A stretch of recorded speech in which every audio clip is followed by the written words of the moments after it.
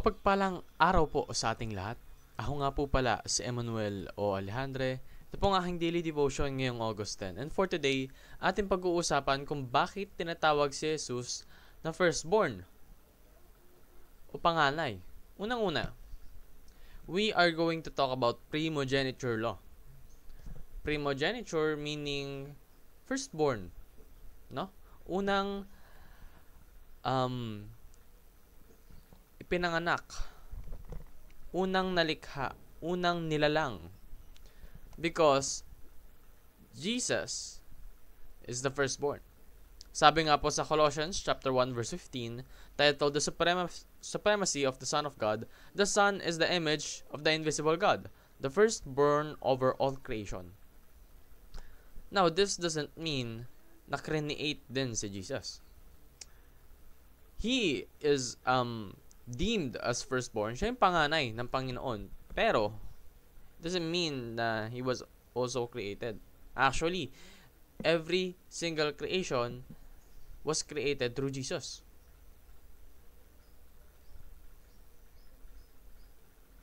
Doesn't mean na isa rin siyang creation.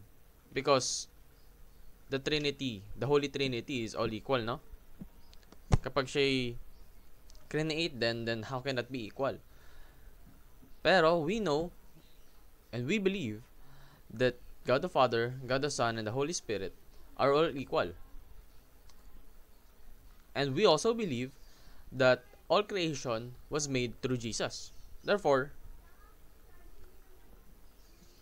Jesus is not just a creation, but He is also deemed as firstborn. Siya yung panganay, no? Siya yung panganay nating lahat.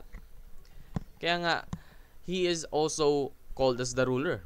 Kasi, in all times, nung times na sinusulat yung Old Testament, lalo na, pagdating sa ari-arian, sa pagmamana ng mga kayamanan ng ating mga magulang, yung panganay yung nakakuha ng lahat. And this also applies to the Bible. Dahil nga si Jesus ay ang panganay ng God the Father, He will inherit everything. He will be the ruler. Because Jesus is the firstborn over creation. And He is also the rescuer. Because He is also the firstborn from the dead. Siya yung unang nabuhay muli mula sa pagkamatay.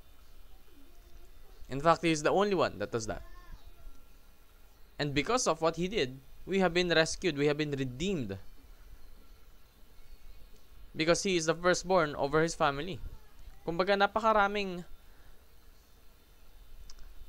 significance ng pagiging firstborn ni Jesus, no? Unang-una, all creation has been through Him. Siya rin ang tagapagmana ng lahat.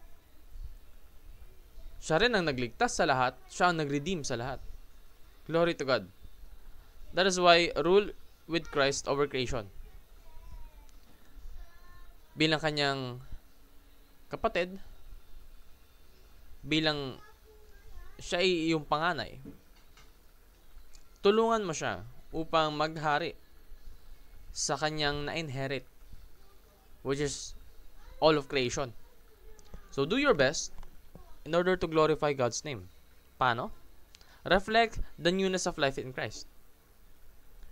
You should make it more prominent in your life na ikaw ay nabuhay muli.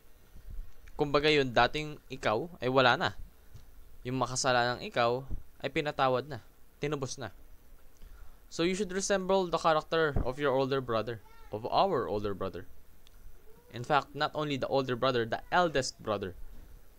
Kapag ikaw ay sa panganay.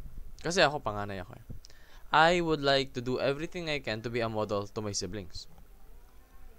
Luckily for us, meron tayong panganay na kayang-kaya natin gawing modelo. And that is Jesus. For everything that He does, glorifies God. Therefore, we should aim to be Christ-like. So that everything that we do will also glorify God. Yun lang po ang aking daily devotion. Maraming salamat sa pakikinig. Magpalain po tayong lahat and let us all give glory to God.